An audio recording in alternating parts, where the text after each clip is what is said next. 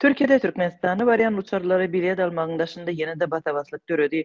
Azatlyň Istanbuldaky habarçysy Ähmet Rahmanow munyň ýurtda kanun galýan türkmenistanlylaryň 10 noýabr çenli terketden geçen ýagdaýynda deportasiýa edilmejekdigi baradaky habarlar bilen baglanyşyklydygyny aýdýar. Koronavirus pandemiýasy sebäpli halkara uçarlaryň togtadylmagy derhal 2020-nji ýylyň 4 martyndan soň Türkiýede kanun galan daşary ýurt raýatlary 2022-nji ýylyň 10 noýabryna çenli Türkiýany meýletin terk etdiler. Türkiýe mundan beýle aksiýa bu ýurda mundan beýle aksiýahat etmek gadagançylygyndan gutulurlar ýöne 10 noýabrdan geç halyň halatynda deportasiýa barada bellik ediler diýilip migrantlar meseleleri boýunça modum danışmanlyk atly konsultasiýon gullugynyň habarynda aýdylýar. YouTube'da peýda bolan bu habarda 2020-nji ýylyň 4 martyndan soň Türkmenistanyň raýatlarynyň şol sanda ýaşamak üçin ruhsatnama almadyk we Türkiýede ýaşamak baradaky kanuny bozanlaryň ýagdaýy aýratyn bellenýär. Şol sebäpli öz ýurduna dolanmak isleýän Türkmenistanyň raýatlary esasam 2020-nji ýylyň 4 martyndan soň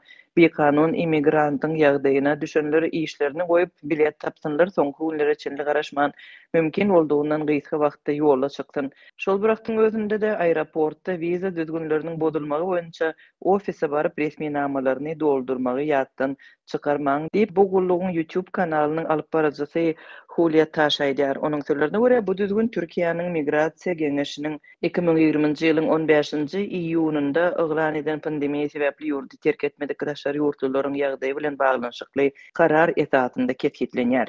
Azatlyk radiosynyň Istanbuldaky habarçysynyň sözlerine görä Türkmenistanyň käbir raýatlary bu habary Türkmenistanyň konsullugyndan bilipdir. Bu aralykda deportasiýa edilmekden gutulmak we soňra Türkiýe ýene gaýdyp barmak mümkinçiligini saklamak üçin Türkmenistana gitmäge isleg bildirýänler soňky günlerde köpelipdir.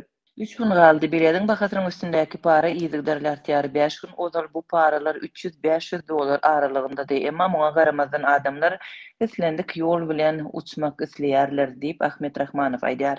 Şeýle-de migrantlar meseleleri boýunça konsultasiýon gullugynyň habarynda 10 noýabrdan öň Türkiýany terk edip Türkmenistana baran türkmen raýatlarynyň dokumentlerine ne Türkiýede ne de Türkmenistanda deportasiýa hakynda möhür basyljakdygy bellenýär. Şol bir wagtda hadabat aýdylmagyna görä 2020-nji ýylyň 4 martyna çenli ýagny pandemiýa başlanmazdan ozal Türkiýede kanun ýaşan türkmen raýatlaryna jerimeleriň hemmesini töleseler de Türkiýe gaýtmak gadagan ediler. Migrantlar meseleleri boýunça konsultasiýon gullugynyň YouTube kanalyndaky maglumatda deportasiýa belligini alsaňyz Türkmenistan döwleti size öz ýurduňyzy terk etmäge ruhsat berermi? Bu esasy sorag diýilip bellenýär. Azatlyň habarçysy Türkmenistanyň Istanbuldaky konsullugynyň özünden maglumat alyp bilmedi.